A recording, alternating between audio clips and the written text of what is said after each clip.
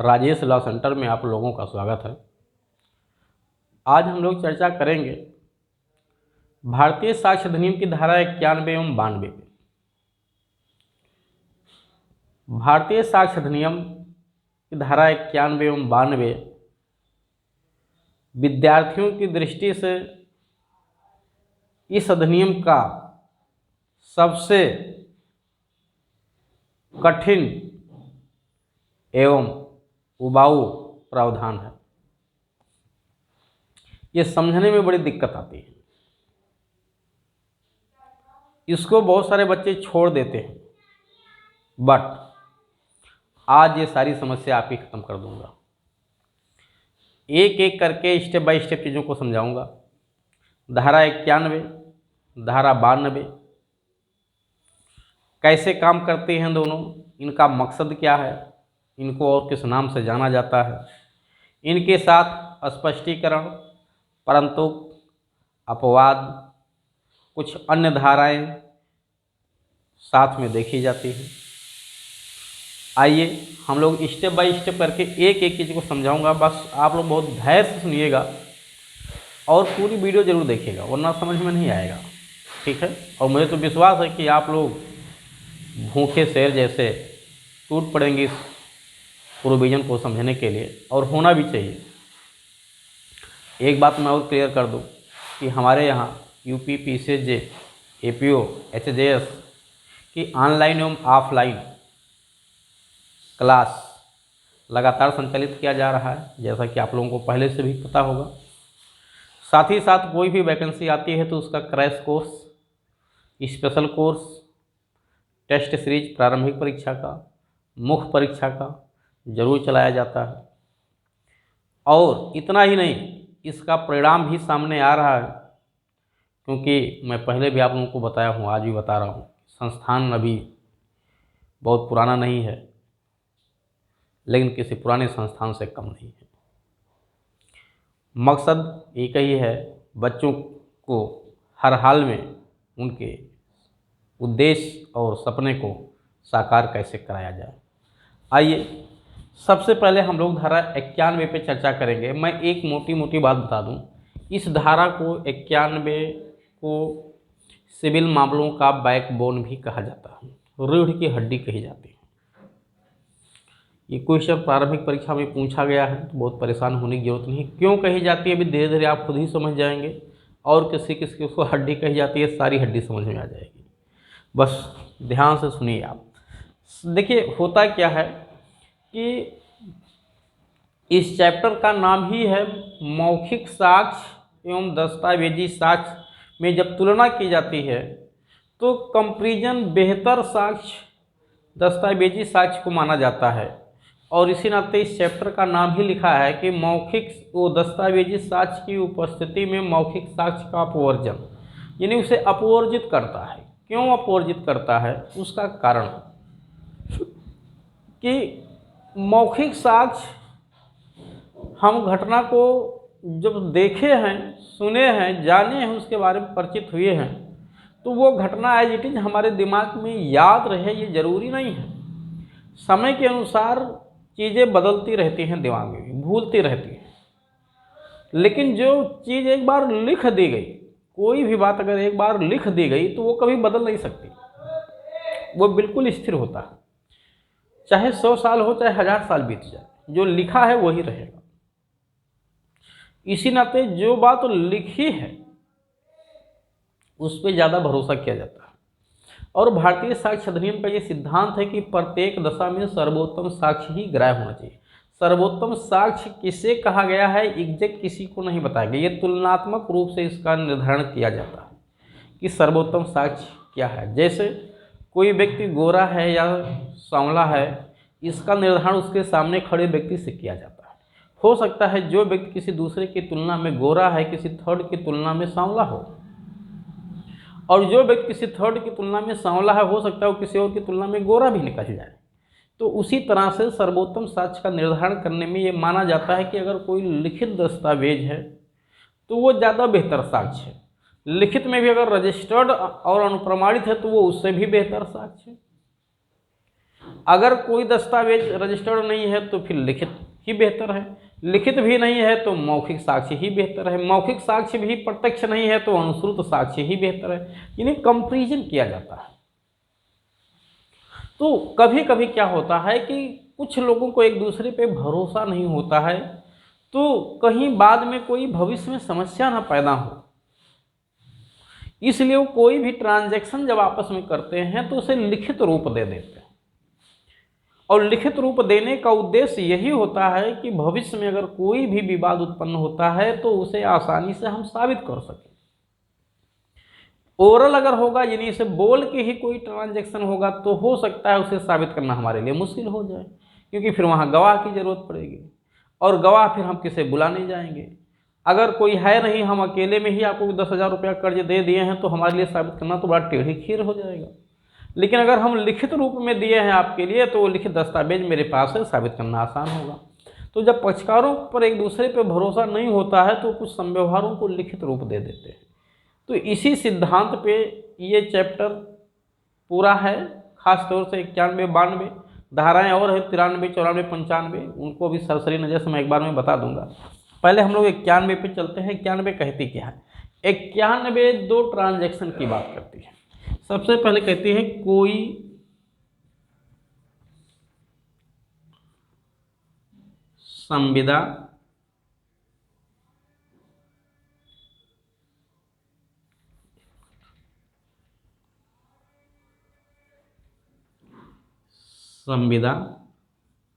या अनुदान या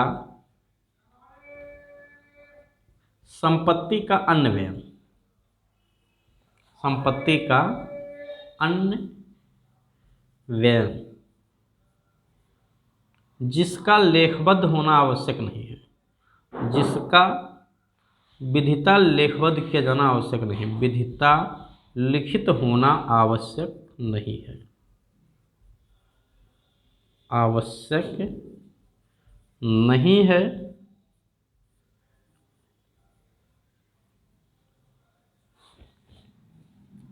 नहीं है, फिर भी लेखबद्ध किया गया, परंतु लेखबद्ध किया गया, लेखबद्ध, बहुत ध्यान से समझिएगा, लेखबद्ध किया गया। अभी मैं एक एक समझाऊंगा, बिल्कुल परेशान होने की जरूरत नहीं, लिख किया गया है, पूरी गारंटी है, समझ में निश्चित तौर से आएगा। ये हो गया पहला। एक है दूसरा, ऐसा संव्यवहार, ऐसा संव्यवहार जिसका विधिता लिखित होना आवश्यक हो, विधिता लिखित होना आवश्यक हो। ठीक, अब आपको देखना क्या है, मैं 2 पॉइंट लिखा हूं यहाँ पे। कोई संविदा, कोई भी संविदा, एनी कॉन्ट्रैक्ट, कोई अनुदान, अनुदान मतलब ग्रांट होता है, ठीक है। जैसे बिना संविदा के जब हम कोई चीज़ किसी को देते हैं तो ग्रांट जैसे गिफ्ट हो गया, ठीक है, ग्रांट की श्रेणी में आता है। संपत्ति का अन्वयन या संपत्ति का कोई अन्य ट्रांजैक्शन होता है। हम किसी को अपनी साइकिल बेच रहे हैं, किसी को मोटर गाड़ी बेच रहे हैं, किसी को अपनी जो है पेन लेकर के आए थे 10 रुपये में, 5 रुपये में बेच दिए, कॉपी बेच दिए, ठीक है, कुर्सी बेच दिए, तो ये कोई संपत्ति का अन्वयन। जिसका लिख रहा है कि नहीं, ऐसी कोई भी संविदा हो, कोई अनुदान हो या संपत्ति का अन्वयन हो जिसका विधिता लिखित होना आवश्यक नहीं है, यानी लिखित आवश्यक नहीं है, लिखित, सॉरी यहाँ छूट गया है होना, लिखित होना आवश्यक नहीं है, परंतु लेखबद्ध किया गया, परंतु क्या किया गया, उसे लेखबद्ध किया गया। तो ऐसी कोई संविदा, अनुदान या संपत्ति का अन्वयन, देखिए इसका ये मतलब नहीं कि संविदा, अनुदान या संपत्ति का अन्वयन में सारे ट्रांजैक्शन आ गए, नहीं, ये केवल और केवल संविदा, अनुदान, संपत्ति के अन्वयन की बात करता है।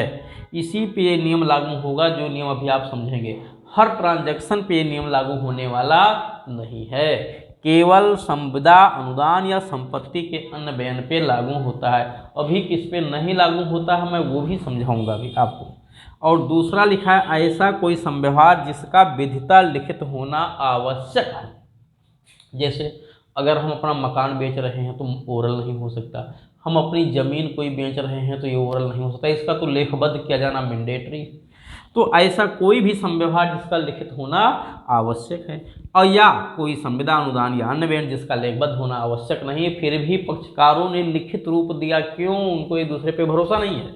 मैं आपको 10,000 रुपये कर्ज दे रहा हूँ, लेकिन मैंने कभी ऐसा है कि इसको लेखबद्ध कर लो, चलो स्टाम्प पे।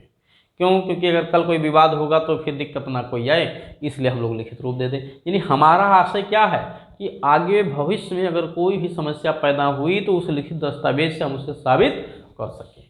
बात समझ आ गया? तो ये 2 पॉइंट्स आपने समझा कि कोई संविदा अनुदान संपत्ति का अन्य बयान जिसका विधिता लिखित होना आवश्यक नहीं है परंतु लेखबद्ध किया गया है, ठीक है, ऐसा। और दूसरा ऐसा संव्यवहार जिसका विधिता लिखित होना आवश्यक हो। तो जिसका आवश्यक हो तो लिखित रूप में किया ही गया होगा, मैं बता दिया, जैसे जमीन वगैरह का ट्रांसफर हो गया। अब प्रश्न ये है, ये कह रहा है कि अगर लेखबद्ध हो गया तो जब कभी कोई विवाद उत्पन्न होगा पक्षकारों के मध्य कि कर्जकार ने 10,000 रुपया दिया कि नहीं दिया, तो उस विवाद को उस दस्तावेज से ही साबित किया जाएगा, अन्यथा नहीं किया जाएगा। यही कह रहा है कि दस्तावेजी साक्ष्य की उपस्थिति में मौखिक साक्ष्य का अपवर्जन, यानी जब हमारे पास उस पैसा के लेन देन का लिखित दस्तावेज है तो हम उसे ओरली यानी कोर्ट में जाके हम किसी गवाह को लाके नहीं साबित कर सकते कि साहब देखो इनके सामने मैंने दिया था, नहीं, हम वो लिखित दस्तावेज ही पेश करेंगे। अब इसी पे एक धारा है 144 कहती है कि जब न्यायालय के समक्ष पक्षकार किसी विषय पे साक्ष्य दे रहे हो और न्यायालय उनसे ये पूछता है कि ये बताओ जिस विषय पर साक्ष्य देने आए हो वो लिखित रूप में तो नहीं है, यानी वो कोई संविदा अनुदान या संपत्ति का अन्य बयान तो नहीं है या जिसका लेखबद्ध होना आवश्यक हो। अगर पक्षकारों ने कहा हाँ साहब हम लोग लिखे थे, उसे लिखित रूप दिए है, तो कोर्ट कहेगा ऐसा है जाओ दस्तावेज लेकर के आओ, ये मौखिक गवाही देने मत आओ, नहीं 2 तमाचा मारेंगे, सही हो जाओगे। यानी वो दस्तावेज ही मांगेगा। तो धारा 144 का इसका कनेक्शन कैसे है? धारा 100 इस नियम को इन्फोर्सेबल बनाता है धारा 144 साक्ष्य विधि का, जिसमें कोर्ट की जिम्मेदारी डाली गई कि कोर्ट के सामने जब किसी विषय पे मौखिक साक्ष्य दिया जा रहा हो तो वो पूछ सकेगी कि वो क्या धारा 91-92 के अनुसार लिखित रूप में तो नहीं है, अगर है तो फिर वही अपने सामने पेश करवाने के लिए पक्षकार को विवश करे। तो ये एक नियम है। जैसे मैं एक और दृष्टांत आपको दे रहा हूँ कि धारा 5 कहती है साक्ष्य विधि की कि किसी भी वाद या कार्रवाई में विवादक या तस्मीन पश्चात सुसंगत घोषित किए गए तथ्यों का साक्ष्य दिया जा सकेगा, अन्यों का नहीं। यानी कोई भी डिस्प्यूट अगर कोर्ट में आता है, चाहे सिविल मामला हो या क्रिमिनल, तो उसमें जो फैक्ट इन इशू हैं और जो रेलिवेंट फैक्ट हैं उन्हीं का साक्ष्य दिया जाएगा, अन्य तथ्यों का नहीं। इस पे मैं ऑलरेडी वीडियो बना चुका हूँ, चैनल पे उपलब्ध है, आप प्लेलिस्ट में जाके साक्ष्य विधि में ढूंढ सकते हैं। अब प्रश्न ये है कि पक्षकार किसी अन्य तथ्य का साक्ष्य अगर देने आ जाएं तो हम उन्हें रोकेंगे कैसे? कैसे कोर्ट को पता चलेगा कि वो विवाद के सुसंगत तथ्यों पे साक्ष्य दे रहे हैं? तो कोर्ट की जिम्मेदारी डाली गई सेक्शन 136 के पैरा 1 में कि जब कोई पक्षकार साक्ष्य देने आए तो आप उससे पूछ सको, जैसे धारा 144 में पूछने की पावर है, क्या पूछ सको कि ये बताओ जिस विषय पे आप साक्ष्य देने आए हो वो फैक्ट इन इशू या रिलेवेंट फैक्ट किस पे आधारित है, किस धारा में सुसंगत है, धारा 655 में। अगर वो बताता है कि साहब एडमिशन है, कन्फेशन है, मृतकालिक कथन है, न्यायालय का निर्णय है, सील का साक्ष्य, एक संव्यवहार का भाग है, मन या शरीर की दशा है, कार्य हेतु का आचरण प्रसंग है, या कुछ भी बता देता है, तब कोर्ट कहेगा अच्छा ठीक है अब आप इसको दो, तब वो उसको एक्सेप्ट करेगा। अगर वो ना बता पाए या कोर्ट को लगे कि ये कहीं भी रिलेवेंट नहीं है तो उसे एडमिसिबल करने से डिनाई कर सकता है। उसी तरह से यहाँ भी कि अगर 144 में पक्षकार ने कह दिया कि वो लेखबद्ध है साहब, तो कोर्ट मना कर देगा क्या कि मौखिक साक्ष्य नहीं तुम्हारा स्वीकार करेंगे, जाओ वो दस्तावेज ही लेकर के आओ। तो धारा 144 इन्फोर्सेबल की बात करती है। ठीक, अब 91 के नियम को आइए। 144 में भी यहाँ बता दिया हूँ आपको, चलो यहाँ मेंशन कर देता हूँ 144 क्या था। ठीक, तो कोई संविदा अनुदान संपत्ति का अन्य बेन जिसका लेखबद्ध किया जाना आवश्यक नहीं था, फिर भी पक्षकारों ने उसे लेखबद्ध किया, तो जब कभी भी पक्षकारों के मध्य विवाद उत्पन्न होगा तो वो लिखित दस्तावेज ही पेश करना पड़ेगा। जैसे मैं इसका एक दृष्टांत आपको दे रहा हूँ कि का एवं खा के मध्य 10,000 रुपये का लेन देन हुआ, 10,000 रुपये का लेन देन हुआ, ये दस्तावेज है। ठीक है, रजिस्टर्ड दस्तावेज है या इसे लिखित दस्तावेज है। ठीक, तो जब कभी इस 10,000 रुपये को लेके विवाद होगा, यानी खा कहेगा साहब कोई पैसा नहीं दिए हैं, और का आरोप लगाएगा कि साहब नहीं मैंने 10,000 रुपया दिया है, मेरा दिलवाया जाए, तो ये अगर का मौखिक साक्ष्य देने कोर्ट पहुंच गया यहाँ पे, तो कोर्ट भगा देगी का को और कहेगी जाओ, क्योंकि धारा 144 में पूछेगी पहले कि ये बताओ ये लिखित रूप में तो नहीं है, और ये तो कहाँ पूछेगी, धारा 144 में पावर है पूछने की। अगर का कहता है कि हाँ साहब लिखित रूप में है, तो कोर्ट कहेगी जाओ ये दस्तावेज लेकर के आओ, फिर इसको ये दस्तावेज लाना पड़ेगा पेश करने के लिए। क्लियर, आगे चलते हैं। या जिस संव्यवहार का लिखित रूप में होना आवश्यक है वो तो आप मौखिक से साबित नहीं कर सकते।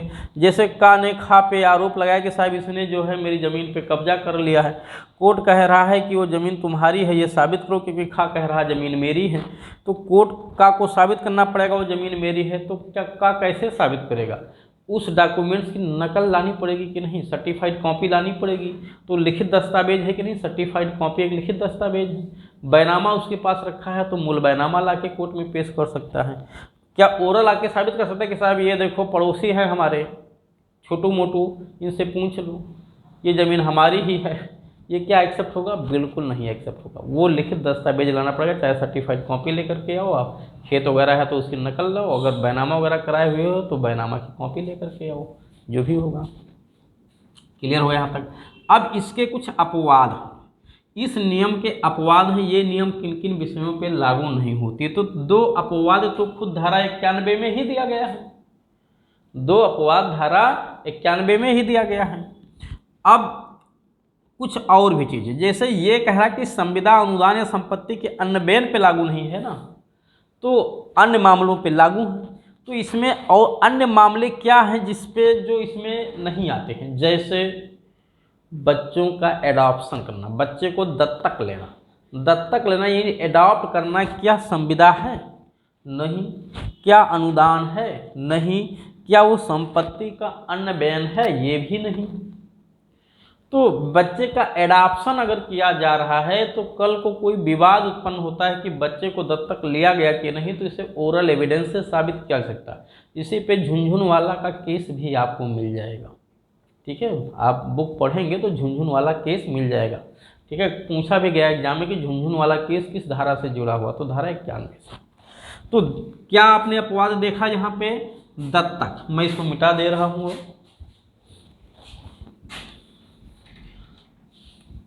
दत्तक ग्रहण इसका अपवाद है। दूसरा इसका अपवाद बिल है, वसीयत, वसीयत पे भी ये नियम नहीं लागू होता है। जब आप धारा 100 पढ़ेंगे एविडेंस का तो खुद कहती है कि ये चैप्टर यानी चैप्टर 6 बिल पे लागू नहीं होता है, तो बिल भी इसका अपवाद हो गया। यानी बिल ओरल भी है चाहे लिखित भी है तो भी ओरल एविडेंस से साबित किया जा सकता है, तो बिल पे लागू नहीं होता। यद्यपि अब बिल का रजिस्ट्रेशन यूपी में मैंडेटरी कर दिया गया है। फिलहाल अकॉर्डिंग टू साक्ष्य विधि दत्तक ग्रहण और बिल पे लागू नहीं है।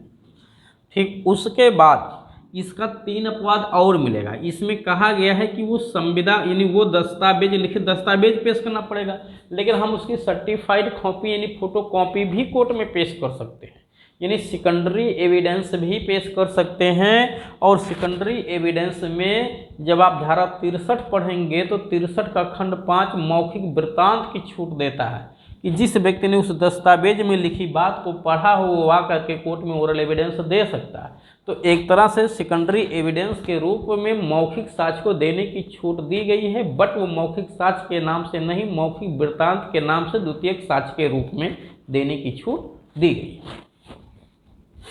ठीक, तो एक अपवाद क्या हो गया, द्वितीयक साक्ष्य। द्वितीयक साक्ष्य भी दे सकते हैं हम इसका। कब द्वितीयक साक्ष्य दे सकते हैं, जब एविडेंस की धारा 65 की अवस्था विद्यमान हो, तब द्वितीयक साक्ष्य दे सकते हैं।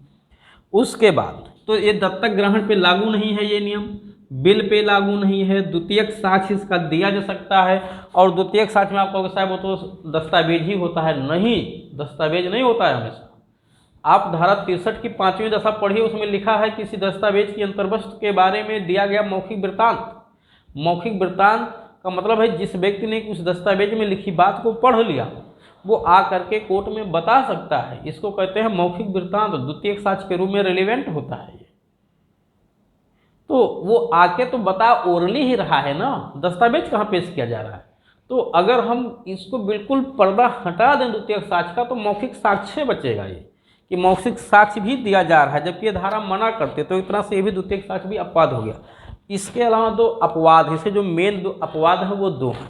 द्वितीयक साक्ष्य तो मेन नियम में ही लिखा गया, अपवाद हैं दो। पहला है कि लोक सेवक की नियुक्ति। किसकी? लोक सेवक की नियुक्ति। अब जो भी लोक से अगर कोई लोक सेवक है जिसकी नियुक्ति लिखित रूप में होना आवश्यक है, तो वर्तमान में ऐसा कोई पब्लिक सर्वेंट नहीं है जिसका अपॉइंटमेंट लिखित रूप में ना हो। ठीक है, हर व्यक्ति का जो है नियुक्ति लिखित रूप में ही होता है, लिखित रूप में अपॉइंट किया जाता है। तो जब कभी कोई प्रश्न उत्पन्न होता है कि किसी लोक सेवक ने ये कार्य किया है कि नहीं, तो यह साबित करने के लिए कि वो लोक सेवक की हैसियत से किया है, वो लिखित दस्तावेज यानी अपॉइंटमेंट लेटर पेश करने की जरूरत नहीं है, ओरल एविडेंस से भी हम साबित कर सकते हैं। जैसे कोर्ट में प्रश्न उत्पन्न हुआ कि जो चार्जशीट पेश की गई है, ठीक है, एसओ के द्वारा, क्या वो एसओ की हैसियत से पेश की गई है? तो ये हैसियत साबित करने के लिए उसको जिस अपॉइंटमेंट लेटर से थाने का भारसाधक अधिकारी बनाया गया है, वो लेटर पेश करने की ज़रूरत नहीं है। इतना ही अगर बता दिया जाता है कि साहब वो उस थाने के भारसाधक अधिकारी हैं, एसओ हैं, तो ये भी कोर्ट मान लेगा। तो लोक सेवक की नियुक्ति लिखित रूप में होने पे भी इसे ओरल एविडेंस से साबित की जा सकती है, जब कभी ये प्रश्न उत्पन्न हो कि क्या उस लोक सेवक ने वो कार्य उस हैसियत से किया है या नहीं। दूसरा एक अपवाद है प्रोबेट। क्या अपवाद है? प्रोबेट। तो प्रोबेट का तात्पर्य होता है कि जब आप पढ़ेंगे भारतीय उत्तराधिकार अधिनियम 1925, तो उसकी धारा शायद 297 है, एक बार चेक कर लीजिएगा आप लोग। वहाँ पे लिखा हुआ है कि जब कभी किसी व्यक्ति के पक्ष में बिल बनाया गया, बिल, ठीक है, वसीयत, तो उस वसीयत को लेकर के वो व्यक्ति कोर्ट में जा सकता है कि साहब जो मेरे पक्ष में वसीयत है ना, इस पर कुछ लोग भरोसा नहीं कर रहे हैं, विश्वास नहीं कर रहे हैं, हमें डाउट है कि लोग इसके खिलाफ साक्ष्य दे करके कोर्ट में मेरे फेवर में जारी किए गए वसीयत को रद्द करा सकते हैं, जबकि जिसने वसीयत लिखा वो अपनी स्वतंत्र सहमति से लिखा है।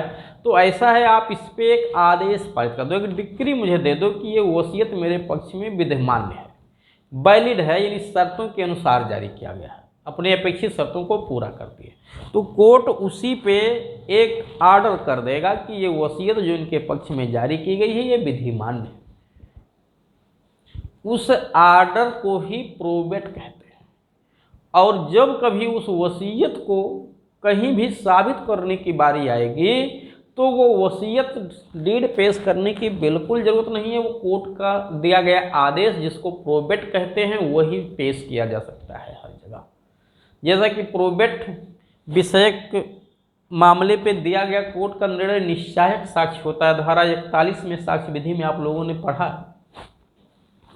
तो प्रोबेट अगर जारी हुआ है, क्लियर हो गया, तो दत्तक ग्रहण पे नियम लागू नहीं है, बिल पे लागू नहीं है, बिल पे नहीं लागू है, एक दत्तक ग्रहण पे नहीं लागू है, केस झुनझुनवाला का है, बिल पे नहीं लागू है, खुद ही धारा 100 कहती है अधिनियम की।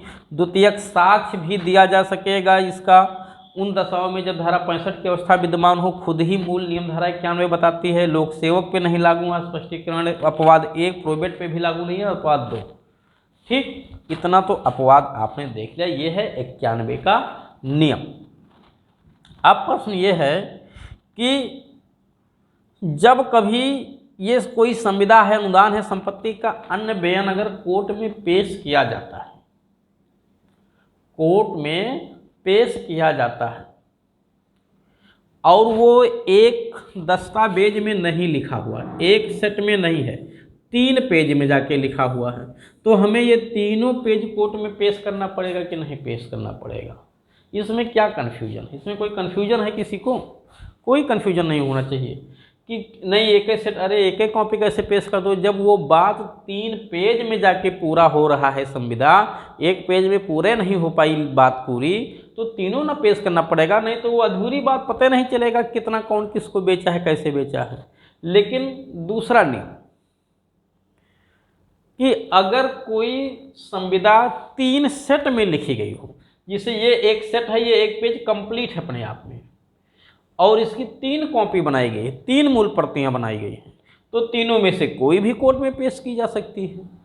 जैसे दैनिक जागरण पेपर है, मान लेते हैं, जैसे कोचिंग हमारी बाराबंकी में, तो मैं बाराबंकी का नाम ले रहा हूँ। बाराबंकी में जो हिंदुस्तान या दैनिक जागरण का संस्करण निकाला गया है, उस दैनिक जागरण पेपर में क्या लिखा हुआ, पूरा दैनिक जागरण 15 पेज का मान लो है, तो पूरा 15 पेज ना कंप्लीट है, लेकिन जितने भी निकाले गए हैं वो सब सेट हैं। चाहे जिसके घर में दैनिक जागरण का पेपर गया हो, कोई एक पेश किया जा सकता है। तो जब वो कई सेट में जारी, कई प्रतियों में है, मूल प्रतियों में है, यानी कई सेट में है, तो कोई एक पेश कर सकते हो। जैसे फोटो आपने बनवाया, एक साथ 10 फोटो निकला तो 10 सेट हो गया ना।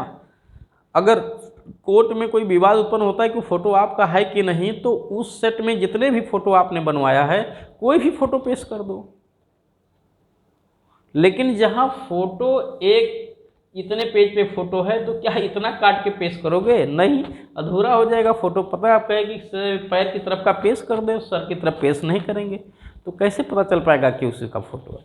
तो जहाँ कई जो है प्रतियों में, मतलब कई पेजों में लिखा हुआ है, तो सारा पेज ना मिल के ना, ये पूरा मिल के तो एक सेट बनेगा, तो ये पूरा पेश करना पड़ेगा। लेकिन ऐसे ही ये देखो, एक और जारी है, ऐसे ही 3 सेट हो गया ना, देखो 3 सेट हो गया, तो इन तीनों में से कोई भी पेश कर सकते हैं, इसमें कोई कन्फ्यूजन की तो बात है नहीं। ठीक, अब धारा 91 पे कुछ और भी एक्सप्लेनेशन है जिनका कोई बहुत महत्व नहीं है, मैं देख ले रहा हूँ। जैसे एक्सप्लेनेशन एक है, ये धारा उन दशाओं को जिनमें निर्दिष्ट संविधान अनुदान या संपत्ति के बयान एक ही दस्तावेज में अंतर्विष्ट तो उन दस्तावेजों जिनमें एक से अधिक दस्तावेजों में अंतर्विष्ट हैं समान रूप से लागू होंगी। मैं यही बताया हूँ अभी, एक ही दस्तावेज में अंतर्विष्ट हैं या एक से अधिक प्रतियों में हैं। ठीक, दूसरा स्पष्टीकरण, जहाँ एक इससे अधिक मूल है वहाँ केवल एक मूल साबित करना आवश्यक, तो एक से अधिक मूल है तो केवल एक ही पर्याप्त है साबित करना, दोनों पेश करने की जरूरत नहीं है। फिर लिखा तीसरा, इस धारा में निर्दिष्ट तथ्यों से भिन्न किसी तथ्य का किसी दस्तावेज में कथन उसी तथ्य के बारे में मौखिक साक्षी ग्राह्यता का प्रमाण नहीं करेगा। देखो ये एक्सप्लेनेशन 3 क्या कहता है, एक्सप्लेनेशन 3 को समझे। एक्सप्लेनेशन 3 को समझाने के लिए इसका जो है दृष्टांत आपका घा है। एक्सप्लेनेशन 3 को समझाने का दृष्टांत घा है।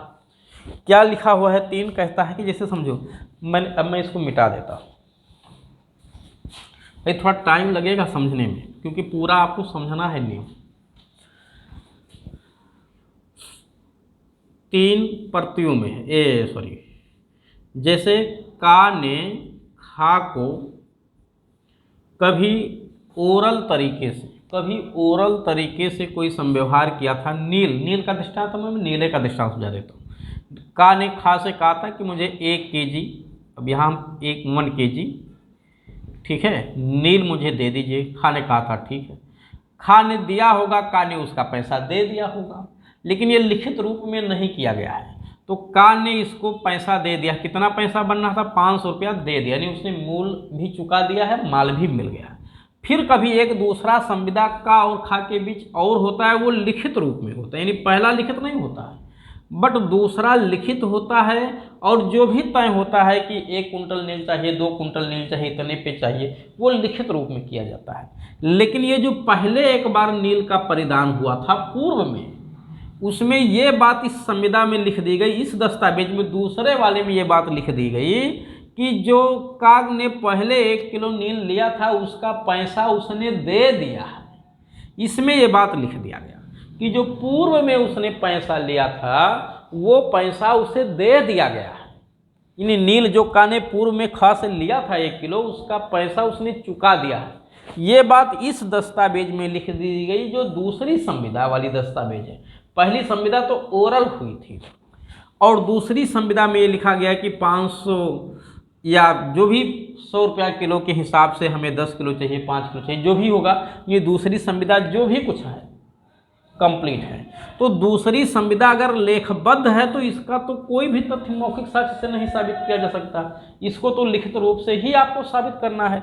बट ये तथ्य कि का ने 500 रुपया जो पूर्व नील का संविदा हुआ था मौखिक तौर से उसका पैसा चुका दिया है, इसका खंडन करने के लिए खा मौखिक साक्ष्य दे सकता है। इसका खंडन करने के लिए खा मौखिक साक्ष्य दे सकता है कि नहीं साहब पैसा नहीं चुका है। क्यों?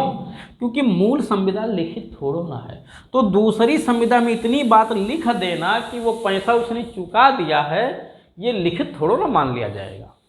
ठीक है, तो यही जो है घा दृष्टांत है जिसमें कहा गया कि पूर्व परिधान अगर कोई नील का संविदा पहले से हुआ था उसका पैसा दिया जा चुका है, ये दस्तावेज में दूसरी वाली में लिख दिया गया, तो भी उसका खंडन मौखिक साक्ष्य से किया जा सकता है। बिल्कुल किया जा सकता है क्योंकि मूल पहली संविदा लिखित नहीं है। क्लियर? तो उम्मीद है ये भी समझ में आ गया होगा आप लोगों को। अब हम लोग चलते हैं धारा 92 पे। बहुत ध्यान से समझना। धारा 92 क्या कह रहा है कि ये जो भी संविदा है, ध्यान दीजिएगा, ये जो भी संविदा है चाहे 1 वाली हो या 2 वाली हो, ठीक, ये नियम तो लागू ही लागू होता है, चाहे 1 वाली हो या 2 वाली हो। ये नियम यानी ये संविदा में अगर कोई फेरबदल किया जाता, जैसे का ने खा से कहा कि मुझे आप 10,000 रुपया दे दीजिए, ठीक है, ये लिखित दस्तावेज हो गया 10,000 रुपये का, और मैं इसे 5 महीने के भीतर 5% ब्याज के साथ वापस कर दूंगा। कितना? 5 माह और 5% ब्याज के साथ।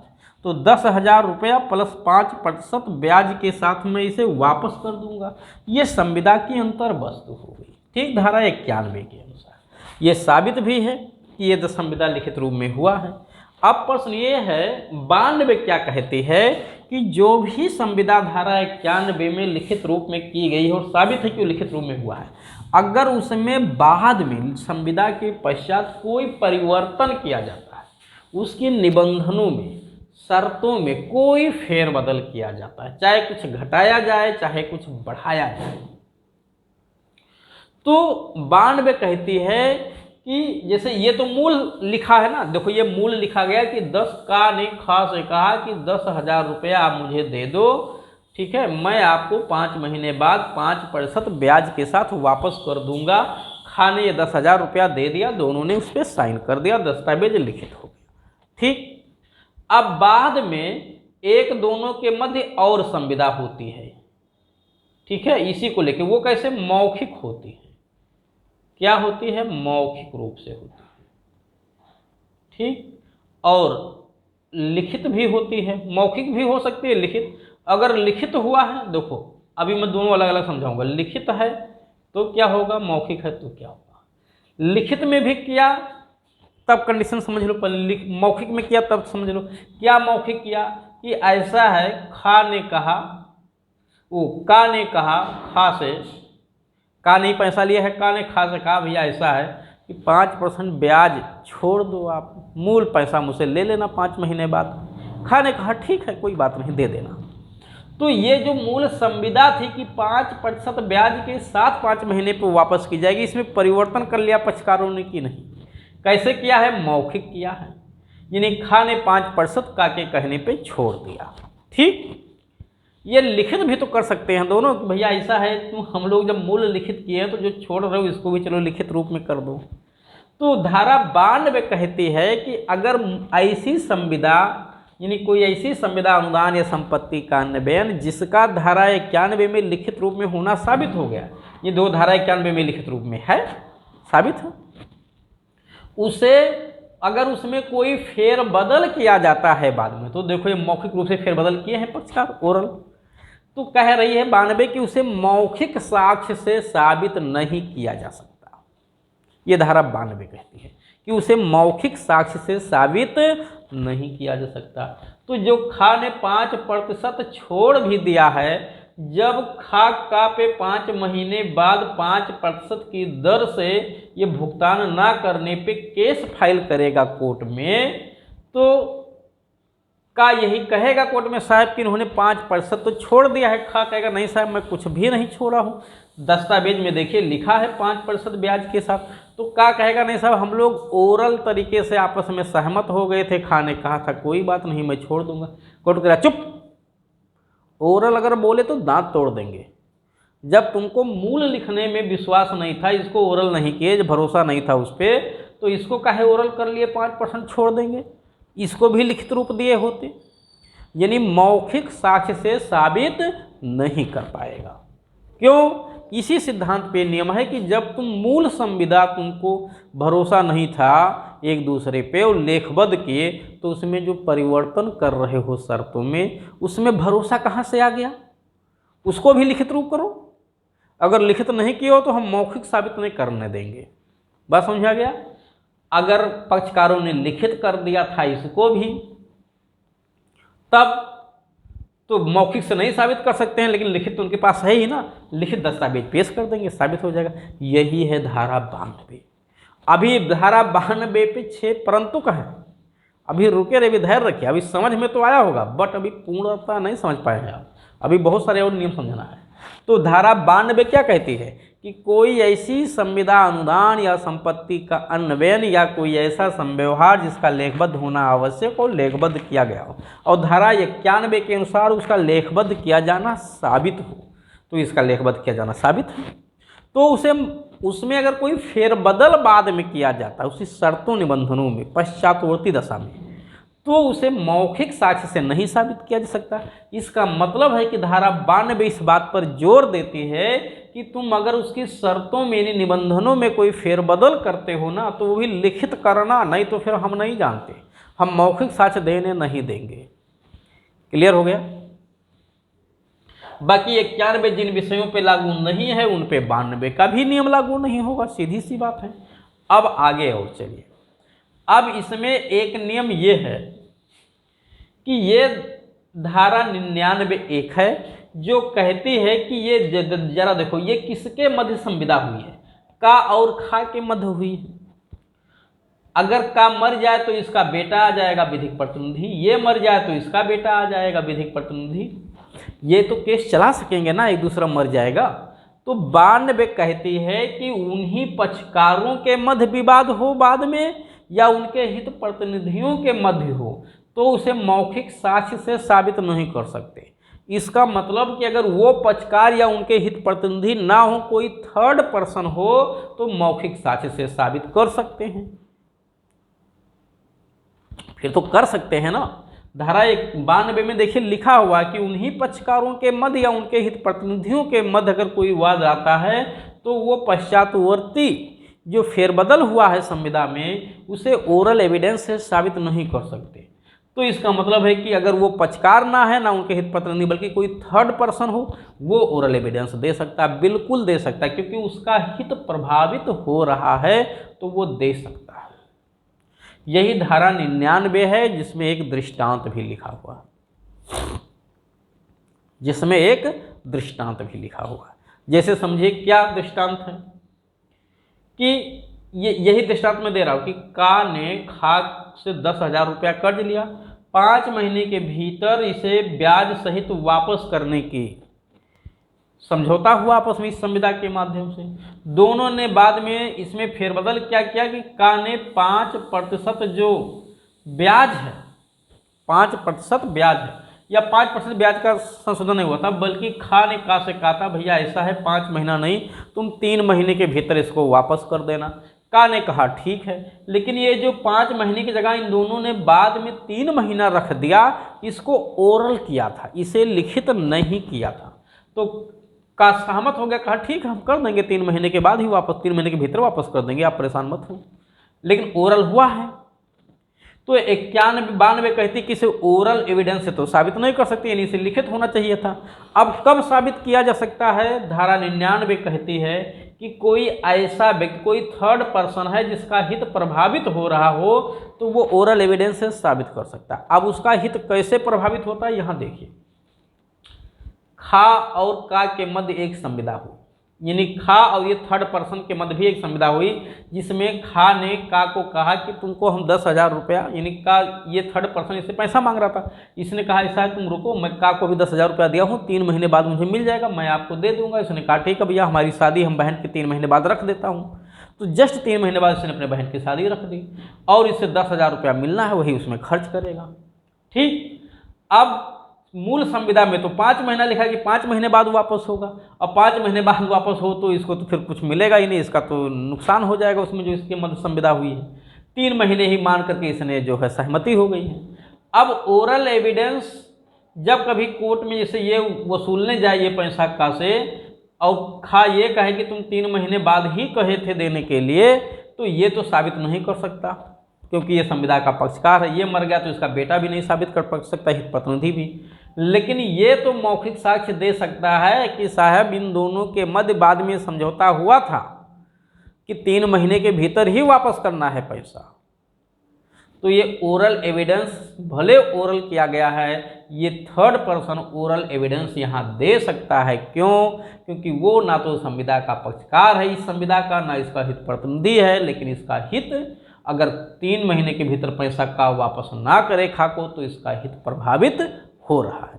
यही है धारा 99, 99, कि थर्ड पर्सन पे ये नियम लागू नहीं है। कौन सा? धारा 92 का नियम। Clear? Third person oral evidence से दे सकता है। मैं दृष्टांत सहित आपको समझा दिया।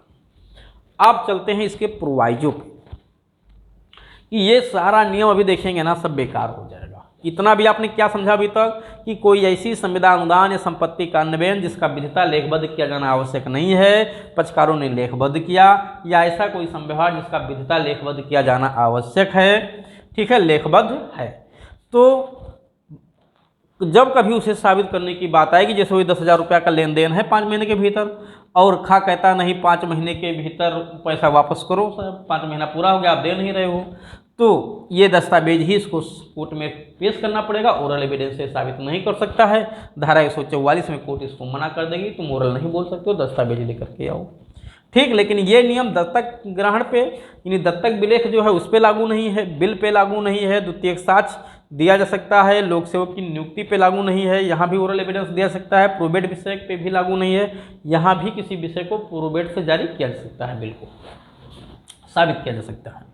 धारा 92 क्या कहती है? कोई ऐसी संविदा, अनुदान या संपत्ति का अन्वयन जिसका विधिता लेखबद्ध किया जाना आवश्यक हो, अगर पश्चातवर्ती दशाओं में उसके निबंधनों या शर्तों में कोई फेरबदल किया जाता है तो उसे ओरल एविडेंस से साबित नहीं किया जा सकता। बट कब साबित किया जा सकता है? जब वो तृतीय पक्षकार कोई हो, थर्ड पर्सन हो जिसका हित प्रभावित हो रहा हो। धारा 99 कहती है। तो धारा 99 भी इसके साथ आपको पढ़ना ही है। ठीक, सो पढ़ना था, मैं पहले ही बता दिया हूँ, बिल पे लागू नहीं है लिखा हुआ है। अब चलते हैं हम लोग प्रोवाइजो पे। पहला प्रोवाइजो लिखा हुआ है कि अगर ये संविदा या अनुदान या संपत्ति का अन्वयन जो हुआ है ना, अगर ये विधिमान्य नहीं है, पक्षकारों के साथ कपट हुआ है, धोखा हुआ, उनकी सहमति स्वतंत्र नहीं है, पक्षकार अक्षम थे, तो ये ओरल एविडेंस से साबित किया जा सकता है कि साहब वो संविदा ही, यानी जैसे ये जो संविदा हुई, ये पता चला कि का माइनर है, तो ये इसको साबित कर सकता है ओरल एविडेंस दे करके कि साहब हम तो माइनर हैं, कोई पैसा वापस नहीं होगा, हम कुछ नहीं लिए। तो ये बात साबित कर सकता है कि ये संविदा इशू ने, उसने कोई पैसा मुझे नहीं दिया। क्यों? क्योंकि मैं माइनर हूँ। तो माइनर है, ये ओरल एविडेंस से साबित कर सकता है। भूल हुई है, ये ओरल एविडेंस से साबित किया जा सकता है। यहाँ लिखित दस्तावेज पेश करने की कोई ज़रूरत नहीं। दूसरा अपवाद कहता है कि उस संविदा से में कोई ऐसी बात, जैसे ये संविदा है ना 10,000 रुपये का लेन देन का, इसको मैं हटा दे रहा हूँ, ये 10,000 रुपये का लेन देन का है संविदा। अगर इसमें कोई बात साफ साफ नहीं लिखी है, लेकिन उससे संगत कोई बात है जो संविदा में नहीं लिखी बट उससे संगत कोई बात है, तो उसे ओरल एविडेंस से साबित किया जा सकता है। जैसे, अब ऐसे समझ में नहीं आएगा आपको, जैसे का ने खा को अपनी भैंस बेचने का, अपनी घोड़ा बेचने का करार किया 10,000 रुपये में। उसने कहा ठीक, तो क्या बेचने करार हुआ है? घोड़ा। अब प्रश्न ये है कि जो भैंस है या घोड़ा है उसका जो पगहा गले में होता है, क्या वो भी संविदा में लिखा जाता है कि पगहा भी साथ में जाएगा? बेच रहा है? नहीं। लेकिन क्या आप पगहा को निकाल लोगे? तो क्या गोदी में उठा के उसको दे दोगे कि लेके जाओ, कि झोले में भर दोगे? तो ये पगहा भी साथ में जाएगा कि नहीं जाएगा? अगर आप किसी को अपना मशीन बेचते हो, पंपी सेट मशीन बेचते हो, तो पंपी सेट मशीन में ये नहीं लिखा जाता कि भाई पंपी सेट मशीन बेचा जा रहा है, साथ ही उसके साथ रिंच और हैंडल भी बेचा जा रहा है, जिसे चला जाएगा। वो अंडरस्टूड है, वो संविदा से संगत है, उसे भी देना पड़ेगा, आप मना नहीं कर सकते हैं। तो ये बात संविदा में भले ना लिखी हुई हो, अंडरस्टूड है, इसे ओरल एविडेंस से साबित किया जा सकता है। यह है दूसरा। तीसरा प्रोवाइजो है, तीसरा प्रोवाइजो, वैसे यद्यपि यहाँ पहले चौथा प्रोवाइजो पढ़ना था मुझे, लेकिन चलिए कोई बात नहीं, तीसरा प्रोवाइजो पढ़ लेते हैं। तीसरा प्रोवाइजो कहता है कि जहाँ ये जो संविदाएं हुई हैं या अनुदान या संपत्ति का अन्वयन है, इनको पूरा करने के लिए किसी पूर्वभाव्य शर्त का पूरा किया जाना जरूरी है। पूर्वभाव्य शर्त यानी कोई पहले से शर्त है जिसको पूरा करेंगे तभी इसका परिवर्तन होगा, अन्यथा नहीं होगा। तो वो पूर्वभाव्य शर्त क्या है, इसे ओरल एविडेंस से साबित किया जा सकता है, भले वो लेखबद्ध नहीं है संविदा में। जैसे इसको मैं बदल रहा हूं, का ने खा को 10,000 रुपया दिया, ठीक है, कहा मैं तुम्हें 10,000 रुपया या तुम्हें मैं अपनी ये जमीन बेच दूंगा, ठीक है, ये जमीन बेच दूंगा, लेकिन ये तुम्हें का खैरा कि मैं जमीन तुम्हें बेच रहा हूं, लेकिन ये तुम्हें निहित तभी होगा, यानी जमीन तुम्हारी तभी होगी जब तुम अपनी शादी गा और घा की सहमति से करोगे। गा और घा की सहमति से, आपको टीपे का दृष्टांत लेना पड़ेगा, ठीक। संविदा है, लिखित होना जरूरी है, लिखित ही होगा, क्योंकि जमीन का बेचना है तो लिखित रूप में होना जरूरी है। और शर्त कैसी है? पूर्वभावी शर्त लगी हुई है कि एक बेच तो दिया, लेकिन निहित इसमें तब होगा जब वो अपनी शादी गा और घा से अनुमति लेके करेगा, ठीक। खा ने क्या किया कि गा घा की बिना अनुमति के ही शादी कर लिया, तो का ने जो जमीन खा को बेचा, क्या उसमें निहित मानी जाएगी? अभी तो शून्य हो जाएगी। खा कहता है, गाँव कहता है साहब देखो इन्होंने अपनी ज़मीन बेचा है, बैनामा विलेख में लिखा है, उसमें ऐसा कुछ नहीं लिखे हैं कि तुमको गा और घा से पहले अनुमति लेना है, ऐसी कोई शर्त नहीं थी, अतः ये ज़मीन मुझे दिलाई जाए। का ये शर्त ओरल एविडेंस से साबित कर सकेगा कि साहब मैंने इनसे कहा था कि तुम अपनी शादी गा और घा की सहमति से करना, वरना ये संपत्ति तुम्हें निहित नहीं होगी। इसको ओरल एविडेंस से साबित किया जा सकता है। आप जो जिसके सामने कहा होगा उसको गवाह बुला के साबित कर देगा, इस पे भी नियम लागू नहीं है। और चौथा अपवाद है, बहुत महत्वपूर्ण है, चौथा अपवाद ही तो सारा नियम है, ठीक है। गलती मुझसे हुई कि मुझे पहले चौथा अपवाद परंतु पढ़ाना था, पहला दूसरा तीसरा बाद में, लेकिन कोई बात नहीं, समझ में तब भी आपको आएगा। चौथा परंतु ये कहता है कि जो संविदा अनुदान या संपत्ति का अन्य बयान है या ऐसा संव्यवहार जिसका विधिता लेखबद्ध किया जाना आवश्यक है, निम्नलिखित दशाओं के सिवाय ओरल एविडेंस से साबित किया जा सकेगा। यानी धारा 92 में जो भी तक आपने कहा कि उसमें पश्चातवर्ती फेरबदल ओरल एविडेंस नहीं साबित किया जाएगा, ये चौथा प्रोवाइजो कहता है ओरल एविडेंस से साबित किया जा सकेगा। कब? जब तक अगर ये ट्रांजैक्शन है, यानी ये ट्रांजैक्शन है संविदा अनुदान संपत्ति का अन्वयन, तो इसे रजिस्टर्ड न किया गया हो, यानी इसकी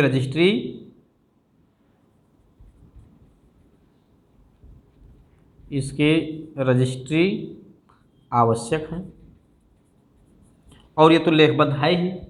तो अगर ये लेखबद्ध है तो इसको तो ओरल एविडेंस नहीं साबित किया सकता कभी भी, ठीक, जब तक परंतु 1, 2, 3 या 5, 6 में न आ रहा हो। लेकिन ये कंडीशन को कह रहा है कि ये संविदा अनुदान या संपत्ति का अन्वयन भले लेखबद्ध है, इसमें पश्चातवर्ती रूप से किया गया फेरबदल भी ओरल एविडेंस से साबित किया जा सकता है जब तक उसे रजिस्टर्ड भी ना कराया गया हो।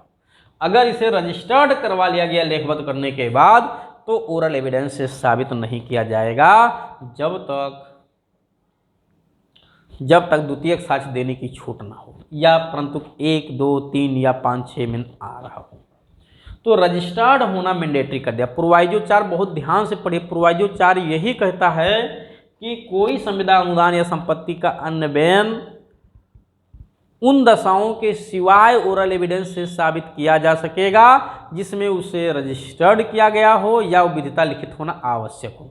तो विधिता लिखित होना आवश्यक है तो जो है ओरल से नहीं साबित किया जा सकता, और रजिस्टर्ड भी करवा लिया गया है तो भी ओरल से साबित नहीं किया जा सकता। अन्यथा ओरल एविडेंस से भी इसे साबित किया जा सकता है। पूरा का पूरा जो भी 92 का नियम पढ़ा सब बेकार है।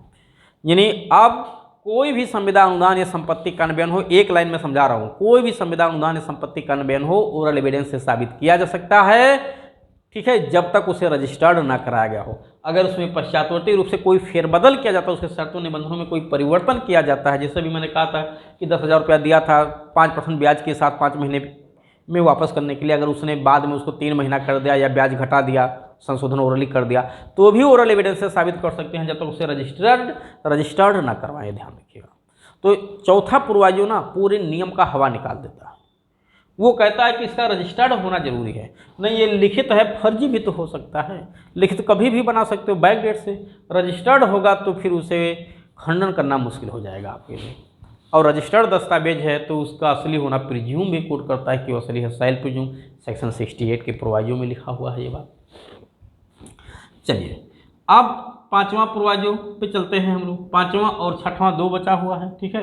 5वां कहता है कोई रूढ़ या परंपरा है, यानी कोई ऐसी संविदा है जिसमें कोई बात लिखी नहीं है लेकिन परंपरागत तरीके से, रूढ़गत तरीके से उस संविदा से कोई और बात संगत है। जैसे कोई होटल बुक कराया और ये नहीं लिखा गया है कि उस होटल में जो रात भर रुकने का पेमेंट दिया गया है वो लिखित रूप में है, ये लेकिन नहीं लिखा कि उसमें खाना भी शामिल है, लेकिन वहाँ खाना भी खिलाया जाता है उस होटल में, तो इसे ओरल एविडेंस से साबित किया जा सकता है कि नहीं। क्या ये मूल संविदा से संगत बात है खाना खिलाना? नहीं संगत है भाई, जो रुकेगा तो खाना तो खाएगा ही, चाहे अपना खाए या किसी और खिलाए, तो इसे भी ओरल एविडेंस से साबित कर सकता है। और 6वां जो प्रोवाइजो है वो कहता है कि जो संविदा में बात लिखी है अगर उसकी भाषा स्पष्ट नहीं है, उसकी लिपि स्पष्ट नहीं है तो कि वो क्या बात कह रही है, तो उसे साबित करने के लिए ओरल एविडेंस दिया जा सकेगा। क्लियर हो गया? तो ये 6 परंतु का आप याद रखिएगा। अब इस पे जो दृष्टांत है ना, सारे दृष्टांत आप देखेंगे मैक्सिमम वो सब चौथे प्रोवाइजो पे है। ध्यान रखना कि जिस संव्यवहार का, जैसे का ने खा को घोड़ा बेचा, खा ने अपना एक संपदा रामपुर का बेच रहा है, पोत का दृष्टांत है, ठीक है, नील का दृष्टांत है, अगर वो लेखबद्ध है, जिसका लेखबद्ध होना जरूरी है, तो भी ओरल एविडेंस से साबित किया जा सकता है जब तक उसे रजिस्टर्ड ना कराया गया। इसी पे जितने भी दृष्टांत हैं आप एक एक करके देख लीजिए। मैं मोटा मोटा आपको जल्दी जल्दी बता दे रहा हूँ क्योंकि वीडियो काफ़ी लंबा हो चुका है। बीमा की एक पॉलिसी उस माल के लिए है। अब बीमा अगर कभी भी कराया जाएगा तो बीमा का विधिता लिखित होना जरूरी है कि नहीं, इसमें कोई भी बात ओरल एविडेंस से नहीं साबित कर सकते हैं। क्यों? क्योंकि ये चौथे प्रोवाइजो पे साफ साफ स्पष्ट है। चौथा प्रोवाइजो कहता है अगर जिस संव्यवहार का लेखबद्ध होना जरूरी है उसमें पश्चातवर्ती फेरबदल कुछ भी किया गया है संविदा में तो उसे ओरल एविडेंस से साबित नहीं किया जा सकता। और अगर ये कंडीशन है तो रजिस्टर्ड करवाया गया हो। ठीक, देखो खा है कि खा दृष्टांत कि खा को 1 मार्च 1973 को 1,000 रुपये देने का पक्का लिखित करार करता है। तो पक्का लिखित का रुपया का लेन देन ओरल भी हो सकता है, लेकिन लिखित पक्का लिखित का मतलब क्या, रजिस्टर्ड करवा लिया तो ओरल एविडेंस से नहीं साबित कर सकता। समझ में आ गया? का एक बासा खा से किराए पे लेता है तो मकान किराए पे लेना ओरल भी चल जाता है, ओरल एविडेंस से साबित किया जा सकता है। बट अगर वर्षानुवर्षी हो गया है और रजिस्टर्ड हो गया है तो ओरल एविडेंस से नहीं साबित किया जा सकता, उसमें कोई भी फेरबदल किया जाएगा। तो ये सारे दृष्टांत हैं, एक एक करके पढ़ लीजिएगा। ठीक है, उम्मीद है आप लोगों को ज़रूर समझ में आया होगा। कमेंट में ज़रूर उत्तर दीजिएगा कि आप लोगों को कैसे लगा ये वीडियो। ठीक है, क्योंकि बताएंगे तो थोड़ा सा हमारे अंदर भी एक उत्साह होता है कि चलिए मैं कम से कम आपको समझाने में इस प्रोविज़न को सफल रहा। हाँ, कुछ चीज़ें और ध्यान देना है आपको कि धारा 91 का नियम जो होता है ना, ये एक पक्षीय एवं दो पक्षीय दोनों पे लागू होता है। यानी एक पक्षकार भी हो सकता है कोई, दो पक्षकार भी इसमें हो सकते हैं। इसमें दो पक्षकार का होना मैंडेटरी नहीं है, दो लोगों का होना, सिंगल व्यक्ति भी हो सकता है इस संविधान अनुदान या संपत्ति के अन्वयन में। बट धारा 92 में दो पक्षकारों का होना जरूरी है, ध्यान रखिए। यानी वो दो पक्षीय संव्यवहारों पर लागू होता है, जबकि 91 एक पक्षीय दो पक्षीय दोनों संव्यवहारों पर लागू होता है। 91 को सिविल मामले की बोन कहते हैं, यानी रीढ़ की हड्डी कहा जाता है। क्यों? क्योंकि ये वो नियम बताता है कि अगर कोई संविधान अनुदान या संपत्ति का अन्वयन जिसका लेखबद्ध होना जरूरी ना हो, फिर भी लेखबद्ध कर लिया गया हो, तो उसे लिखित रूप से साबित किया जाए। बहुत महत्वपूर्ण नियम बताता है, इसलिए इसको सिविल मामले की रीढ़ की हड्डी कही जाती है सिविल मामलों में। और कुछ केसला मैंने आपको बता दिया, इसके बाद कोई बात छूट गई है तो परेशान होने की कोई ज़रूरत नहीं है। पूरा का पूरा साक्ष्य विधि हो, IPC हो, CRPC हो, जो भी लॉज है सब आपको ऐसे ही समझाए जाएंगे। आपको निश्चिंत रहना, बस ज़रूरत है समय अनुसार आप क्लास ज्वाइन करिए, चाहे जो है ऑनलाइन या ऑफलाइन। हाँ, अगर मुझे लगता है आपको कि मुझसे बेहतर भी कोई आपको समझा रहा है, आपको यहाँ से ज़्यादा मार्गदर्शन अच्छा मिल सकता है, कहीं आप वहाँ भी ज्वाइन करिए।